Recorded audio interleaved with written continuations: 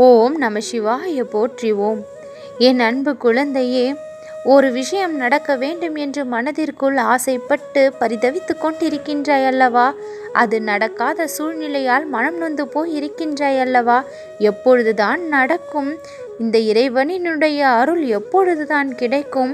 நாம் கேட்டது எப்பொழுது நடந்திடும் என்ற மனதிற்குள் மிக பெரிய ஆசைகளை எல்லாம் வைத்துக்கொண்டு காத்திருக்கும் என் அன்பு குழந்தைக்கு நீ கேட்டது கிடைக்கும் என்று சொல்லத்தான் உன்னை தேடி வந்தேன்.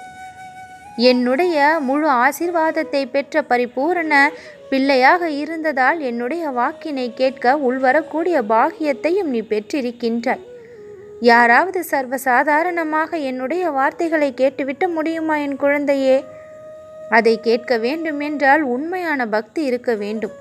அவர்களுடைய வாழ்க்கையில் இறைவனினுடைய துணை இருந்திருக்க வேண்டும்.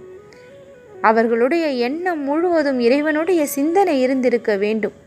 அவர்களுடைய எண்ணங்கள் முழுவதும் நேர்மையானதாக இருந்திருக்க வேண்டும். இப்படி இத்தனை குணங்களும் உன்னிடம் இருந்ததால் தான் என்னுடைய வார்த்தைகளை கேட்க உன்னால் உள்வந்திருக்கவும் முடிந்திருக்கின்றது.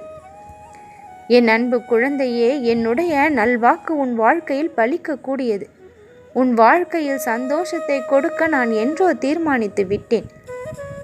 கர்மாக்களை அழித்து சந்தோஷத்தை உனக்கு நான் கொடுக்கக்கூடிய நேரம் வந்து விட்டது.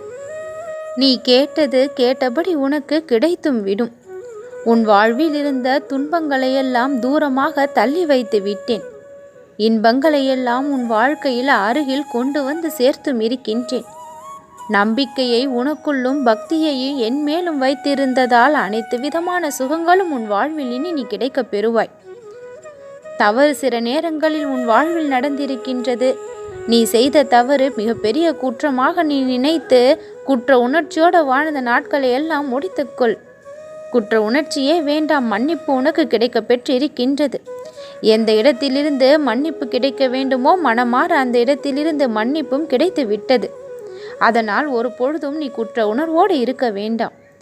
சிறு சிறு தவறுகளை இன்னமும் நீ செய்தபடிதான் இருக்கின்றாய். அதிலிருந்து வெளிவர வேண்டும் என்றும் நினைக்கின்றாய், ஆனால் வெளிவர முடியவில்லை. எதனாலோ உன்னுடைய நல்ல செயல்கள் சில சமயங்களில் தடைப்பட்டும் விடுகின்றது. அந்த இடத்தில் உன்னை காப்பாற்ற நான் துடிதுடித்து ஓடியும் வருகின்றேன். கர்மா என்ற ஒன்று உன்னை அந்த தீய செயல்களில் ஈடுபட முற்படுத்துகின்றது. ஆனால் அதிலிருந்து உன்னை நான் காப்பாற்றியும் விடுவேன். மிக விரைவிலேயே அந்த செயல்களிலிருந்து நீ விடுபட்டும் விடுவாய்.